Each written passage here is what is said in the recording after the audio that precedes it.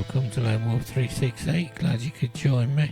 Today we're going to be talking about next generation consoles. So next generation consoles promise revolutions, ray tracing, 4K, lightning fast SSDs. But what actually changed? What's just better marketing? In this video we break down what next gen consoles really mean for gaming innovation, where progress is real, where it's exaggerated, and what actually affects how games play. No hype, no brand loyalty, just a fact. Welcome to Lone Wolf 368 for all your tech, music, and news items. Join the ever-increasing wolf pack and be part of the community. Every console generation promises a revolution. Faster, bigger, more immersive. And every time, the marketing tells us this is the moment everything changes. But here's the uncomfortable truth. Most next-gen innovation doesn't come from flashy features. It comes from quiet architectural changes that most players never hear about. So today, we're going beyond the hype and talking about what next-gen consoles actually means for gaming innovation. Graphics weren't the real leap. Let's get this out of the way first. Yes, graphics improved, ray tracing is real, and higher resolutions are real. But this is incremental, not revolutionary. We crossed the realism threshold years ago. The jump from looks fake to looks real already happened.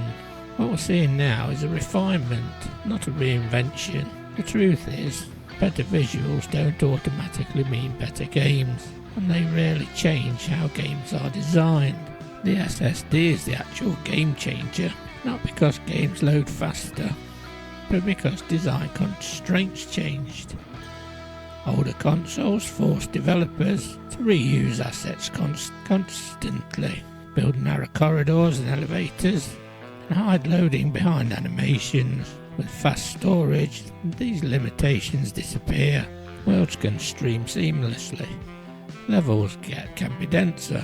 Transitions can be instant. This is why modern games feel smoother, even when the graphics don't blow you away. CPU power enables systems, not spectacle. Another underappreciated shift is CPU capability. More CPU headroom doesn't make games prettier, it makes them smarter. Better AI routines, more persistent worlds, deeper simulations running in the background. These improvements are subtle, but they're foundational. They allow more reactive NPCs, dynamic environments, and systems that interact instead of just existing. This is where innovation actually lives, when innovation feels slower than it is. So if the tech is better, why don't games feel radically different? Because innovation isn't just about hardware, it's about development cost, risk tolerance, engine pipelines and cross-generation support. Studios don't get designed for the future, they get designed for what sells now, which means real innovation arrives gradually. Once developers trust the hardware and abandon old constraints, is what next-gen consoles really enable over time. Fewer loading breaks, more systemic gameplay, worlds that react consistently, and less scripted illusion and more simulation. These changes don't scream for attention, they change how games feel to play, especially in open world and immersive genres. So the next generation aren't about instant revolutions, they're about removing invisible barriers. Innovation isn't louder explosions or shinier reflections, it's freedom for developers to stop designing around limitations that shouldn't exist anymore. And when that freedom is fully realised, that's when gaming can actually move forward. So, hope you've enjoyed that. What are your thoughts? Let me know in the comments. So till next time, take care of one another as always, and I'll catch you on the next one.